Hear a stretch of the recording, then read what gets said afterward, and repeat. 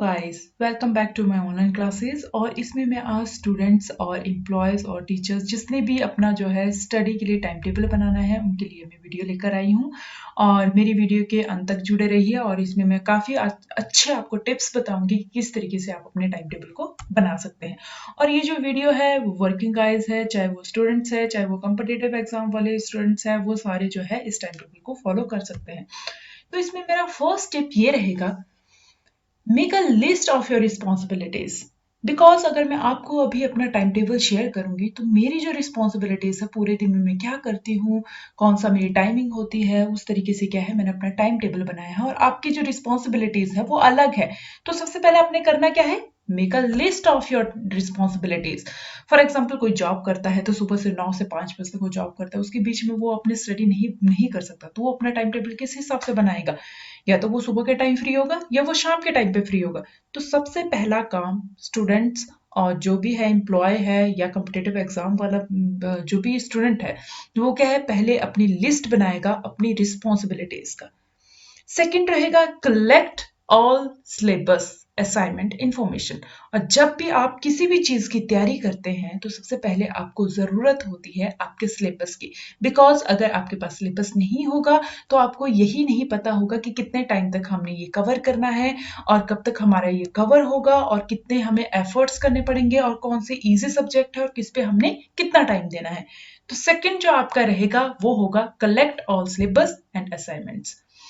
Consider optimal times of a day for study. अब यही बात आ गई वापस कि कोई जॉब कर रहा है तो कोई घर में फ्री बैठा है, किसी बच्चों के पास ज्यादा टाइम होता है, एम्प्लॉयज के पास ज्यादा टाइम नहीं होता है। तो जो भी आपके पास टाइम है, आपको रात को पढ़ना ज़्यादा अच्छा लगता है, रात को आपका ज़्यादा फ़ोकस रहता है, या फिर सुबह के टाइम आपके पास ज़्यादा फ़ोकस रहता है पढ़ाई के लिए, तो आप क्या है उसके हिसाब से आप क्या है अपना टाइम टेबल बना सकते हैं। फॉर एग्जांपल हमारे एम्प्लॉयज़ होते हैं तो उनके पास क्या है शाम का टाइम होता है। अगर उन्हें शाम को जो है वो अच्छे से फ़ोकस नहीं कर पाते, वो सुबह उठ के क्या है अपना फ़ोकस बना सकते हैं स्टडी में। उसी तरीके से बच्चे होते हैं, उनके पास क्या है टाइम है, आजकल लॉकडाउन है, वो पूरा दिन का अपना क्या है टाइम टेबल शेड्यूल कर सकते हैं। और जैसे हाउस वाइफ्स होती है, उन्हें अपना टीचिंग के लिए जो है या कोई भी उन्होंने भी अपना पेपर की तैयारी करनी होती है तो उनके पास अपना टाइम होता है दिन का, तो उस टाइम पे वो क्या है अपना टाइम जो है टाइम टेबल के लिए चूज कर सकती है। ठीक है। फोर्थ हमारे पास रहेगा, डिसाइड ऑन अ फॉर्मेट। कि कौन सा डिसाइड, यानी कि आप पेपर पे भी बना सकते हैं, अपना फोन पे इसको शेड्यूल कर सकते हैं आप टाइम टेबल को, एक्सेल में बना सकते हैं, मैंने अभी बताया है। अगर आपको नहीं आता है बनाना तो वो भी सीख ले बच्चे। तो क्या होगा, आप अपना फॉर्मेट जिस भी तरीके से आप चार्ट बनाना चाहते हैं, अपने दीवार पर लगाना चाहते हैं, तो वो चीजें क्या है आप यूज कर सकते हैं। ये बहुत ही इंपॉर्टेंट टिप्स है आपके लिए कि किस तरीके से आप अपना टाइम टेबल बना सकते हैं। सेकंड मैं आपको बता देती हूँ, चूज सिंगल और कस्टम टाइम टेबल। आपने ये नहीं करना है, आपने एक सिंगल टाइम टेबल चूज करना है। अगर आपको यह पता चल गया कि आपकी रिस्पॉन्सिबिलिटीज क्या है, कब मैं फ्री होता हूँ, किस टाइम पे मैं अपना टाइम जो है अपनी स्टडी को दे सकता हूँ, तो उस तरीके से आप क्या है मिनिमम, अगर हो सकता है तो कम से कम मिनिमम 1 वीक तक तो एक टाइम टेबल आपको फॉलो करना ही करना है। जिससे क्या होता है आपके माइंड जो है उसका हैबिचुअल होता है। तो बेटर तो मैं यही कहूंगी कि 2-3 मंथ्स के लिए एक ही टाइम टेबल फॉलो करें। अगर ना हो सके तब भी मिनिमम आप 1 वीक तक इस टाइम टेबल को जरूर फॉलो करें, हर रोज इसको चेंज ना करें। ओके। सेकेंड जो आपके पास रहता है, ब्लॉक योर स्टडी टाइम। जब भी आप अपना टाइम टेबल बनाएंगे तो सबसे पहले आपने ये तय करना है कि आपने 45 मिनट्स तक आप एक सब्जेक्ट को कवर कर सकते हैं, यानी ब्लॉक करना है अपना टाइम। यानी कि 2 आवर्स के लिए मैंने स्टडी करनी है, मैंने 3 आवर्स के लिए स्टडी करनी है, या फिर मेरे पास दिन के 6 घंटे है फ्री, जिसमें मैं अपने स्टडी के लिए टाइम दे सकता हूँ। तो उसके अकॉर्डिंग क्या है आप अपना टाइम टेबल बना सकते हैं। जैसे स्टूडेंट्स होते हैं उनके पास ज्यादा टाइम होता है स्टडीज के लिए, तो वो क्या है अपना टाइम जो है टाइम टेबल उसके अकॉर्डिंग बना सकते हैं। फॉर एग्जाम्पल स्टूडेंट्स के लिए 8 आवर्स होते हैं फ्री आजकल, क्योंकि मैक्सिमम आवर्स होते हैं, लॉकडाउन है, तो उसमें क्या है उसके अकॉर्डिंग क्या है वो अपना टाइम टेबल बना सकते हैं। वो एक एक घंटा आराम से अपने सब्जेक्ट को दे सकते हैं। जबकि हमारे एम्प्लॉयज होते हैं उनके पास जितना टाइम है 6 आवर्स है, उसके अकॉर्डिंग जो क्या है सब्जेक्ट वाइज अपना क्या है टाइम टेबल्स बनाइए। ओके। नेक्स्ट जो रहता है आपका, schedule time for a breaks.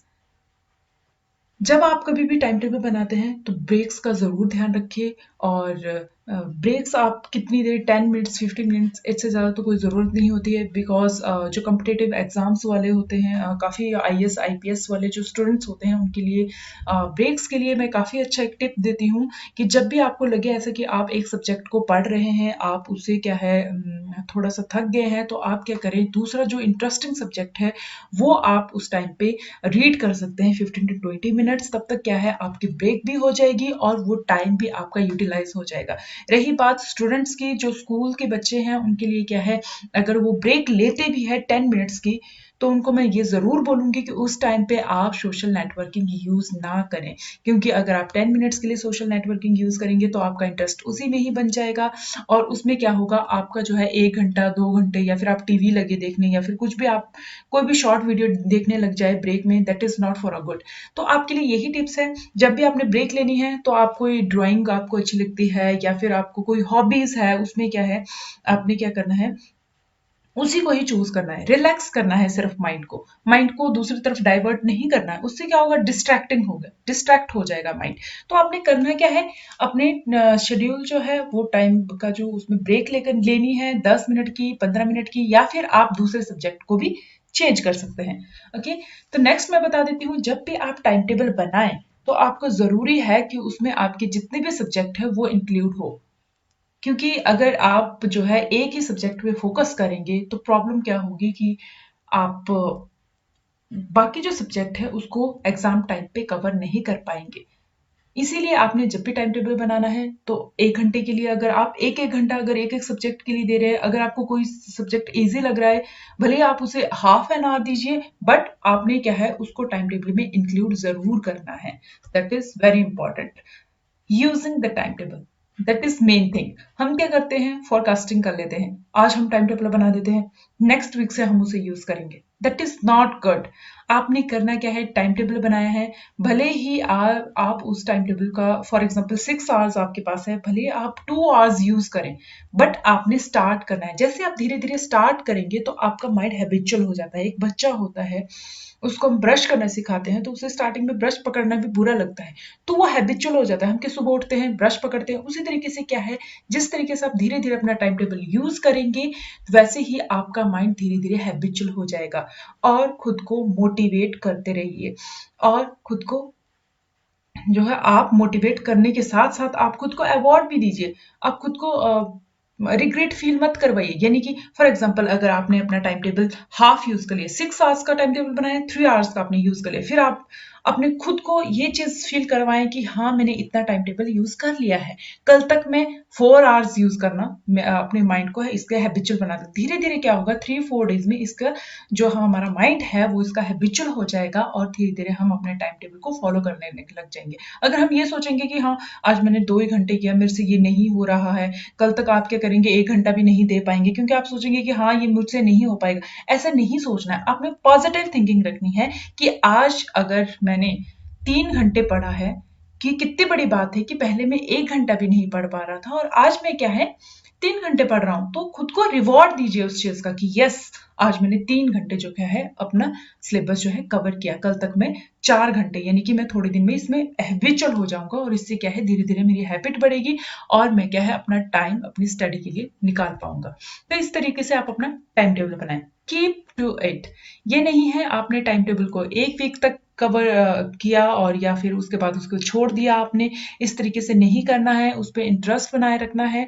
और इस चीज का ध्यान रखना है कि अगर मैंने अभी से अगर इसको टाइम टेबल को फॉलो नहीं किया है, तो बाद में जब आपका एग्जाम आएंगे, तो काफी स्ट्रेस होगा उस चीज पे, और काफी ज्यादा जो है, हम स्ट्रेस के साथ जब एग्जाम देता है कोई भी बच्चा या कोई भी स्टूडेंट्स, तो वो एग्जाम इतना अच्छा नहीं होता है जिस तरीके से हम क्या फ्री होके अपना एग्जाम देते हैं।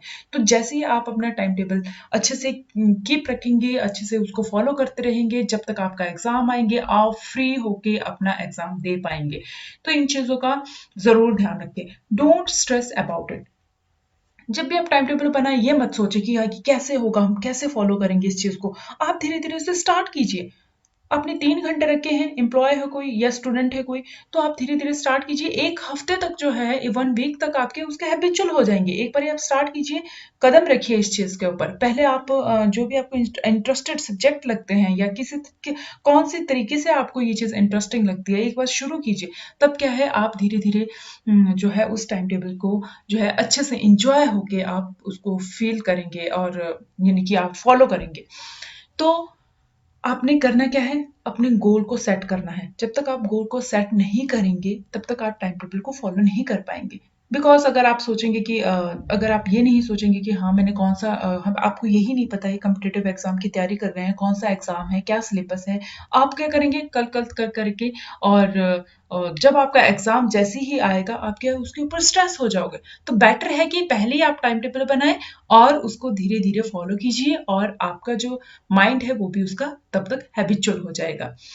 एंड लास्ट में यही कहूँगी उसे रिवाइज़ करते रहिए, आपने पूरा दिन में क्या किया, आपने क्या करना है, उसे टिक कीजिए। अगर आपको लगता है कि आज मेरा 1 घंटा जो है टाइम टेबल का यूज़ नहीं हुआ है, तो नेक्स्ट डे में उसको क्या कीजिए, उसको इंक्लूड कीजिए, उस चीज़ को पूरा कर लीजिए क्योंकि अगर एक छोटी क्लास का बच्चा है, उसको फ़र्क नहीं पड़ेगा बट अगर आप काफ़ी बड़ी क्लास के बच्चे हैं या फिर आप कोई कॉम्पिटिटिव एग्ज़ाम की तैयारी कर रहे हैं, इसका इफ़ेक्ट तब पड़ता है जब आप एग्ज़ाम देने जाते हैं और जब आपका एग्ज़ाम जो है नज़दीक आ जाता है और आपकी जो लिस्ट होती है, जो आपने बनाई होती है और अपनी रिस्पॉन्सिबिलिटी जो स्टार्टिंग मैंने बताया था, जो बनाई होती है, उसको देख के क्या होगा, आपको स्ट्रेस हो जाएगा और आप अच्छे से उस चीज़ को रिवाइज़ नहीं कर पाएँगे। तो बेस्ट यही है, अपनी लिस्ट बनाते रहिए हर रोज़ और उस पे टिक करते रहिए कि आपने ये चीज़ कवर की है या नहीं की है और टाइम टेबल आपने जो आपकी रिस्पॉन्सिबिलिटी है, उसी के अकॉर्डिंग बनेगा।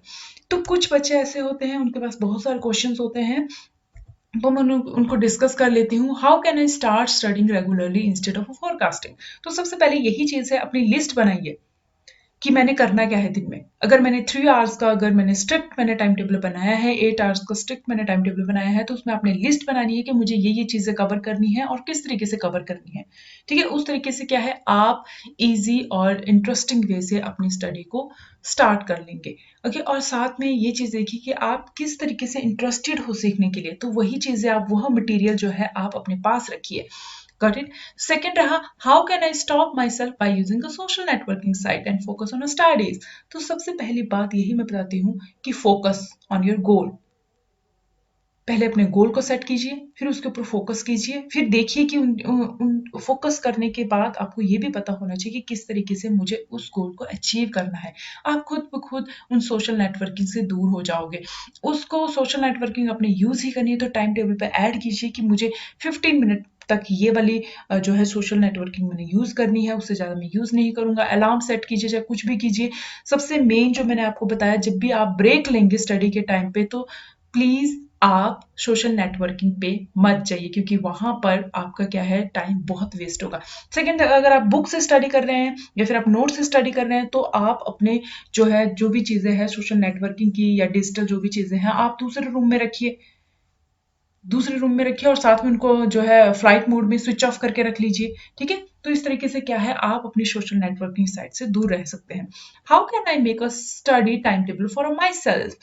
आपने पहले अपनी रिस्पॉन्सिबिलिटीज जो भी है आपकी वो देखना है। आपको कब टाइम मिल रहा है, सुबह का टाइम मिल रहा है। आप कोई बच्चे ऐसे हैं वो ट्यूशन नहीं पढ़ते, उनके पास ज़्यादा टाइम होता है। कोई बच्चे स्कूल में भी पढ़ के आते हैं, फिर ट्यूशन से पढ़ के आते हैं, फिर उसके पास क्या है, अपना टाइम जितना होता है उस पे अपना टाइम टेबल बनाना होता है।